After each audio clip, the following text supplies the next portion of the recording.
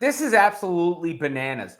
Look at the All-Star voting returns last year compared to this year. Asia Wilson led all voters with 95,860 votes last year. Caitlyn Clark, 700,735.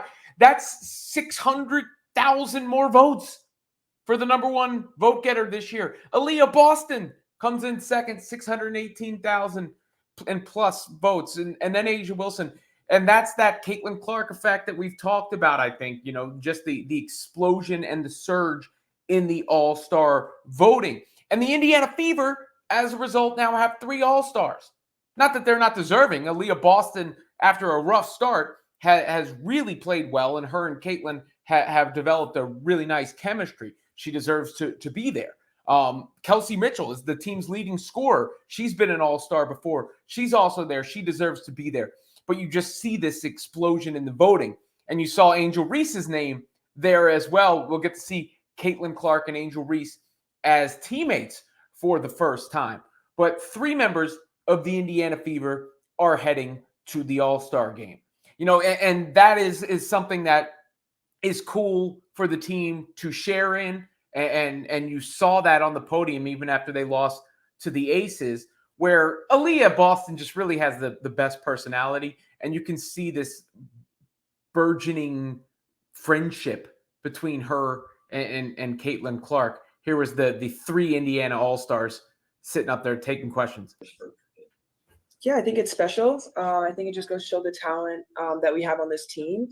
It's really amazing to be able to play together as an all-star, but also I think this is really exciting for Caitlyn being a rookie coming in and just having an impact the way that she does. And so, yeah, like you said, it's a really, really big thing for our franchise, but I think more importantly, kind of just shows where we are as players and where we aspire to be individually. And I think any great player, great competitor has an all-star somewhere down their list. And we put in a lot of hard work, and so it feels good to kind of see these 2 ladies smile about this process, and nor myself.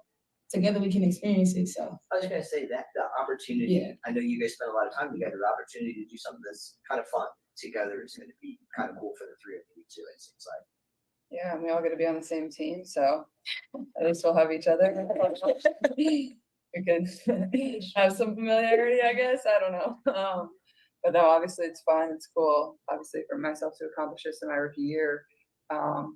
But I'm just lucky to be a part of these 2 or with these 2. And like you said, it's big for our franchise too. I think it just shows the talent we have, and slowly just putting that together. And the future is bright.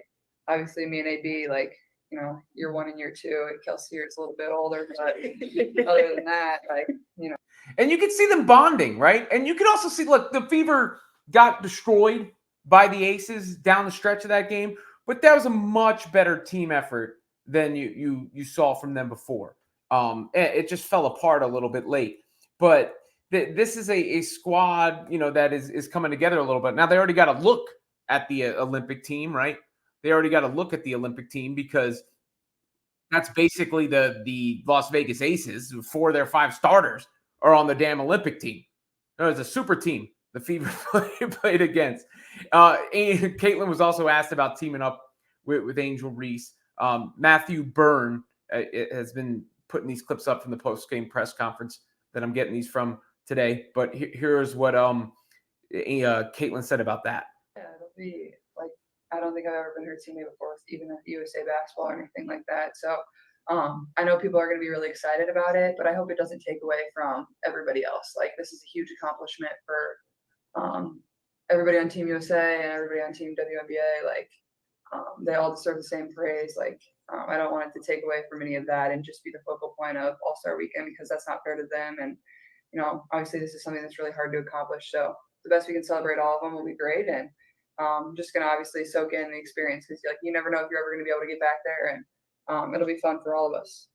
And Caitlyn is used to getting all the questions being directed toward her. I mean, we've seen her in the past, ask for Aliyah Boston to be asked a question because of that. But you see that from Caitlyn there, understanding all of the talk and everything that's going to be involved.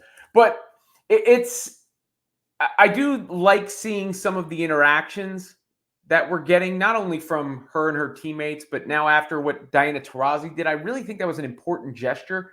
Taurasi sort of, giving Caitlyn her flowers, because that kind of dropped the guard of the entire league. I mean, you saw this moment with Caitlyn and Kelsey Plum out on the floor as well.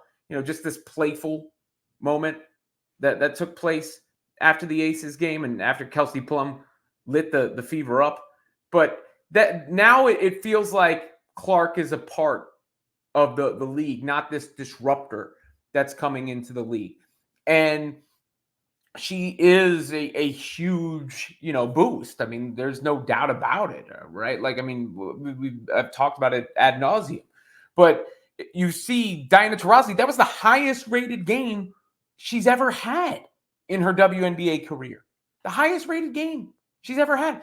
And then you see the All-Star returns. That's like, I mean, Aliyah Boston, again, has had a really nice season after a rough start, but I don't think I'm speaking out of turn to say she wouldn't be the second leading vote getter. In fact, if there was no Caitlyn Clark, the leading vote getter for the All-Star game, if she wasn't Caitlyn Clark's teammate.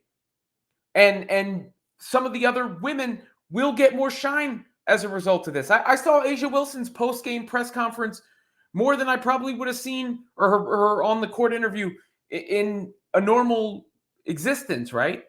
Like in a different time.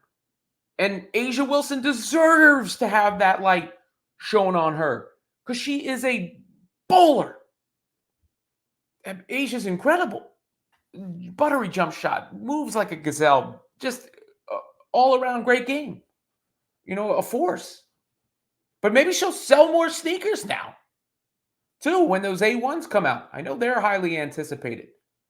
But, it does feel like the camaraderie is coming up in the WNBA, that the negativity is in the rear view in the WNBA, and that, the Fever still have room to get better. I keep talking about that small forward spot, but they're not. I mean, Katie Lou Samuelson can't move defensively. She can hit threes, but she didn't hit her threes against the Aces, so then she doesn't do anything.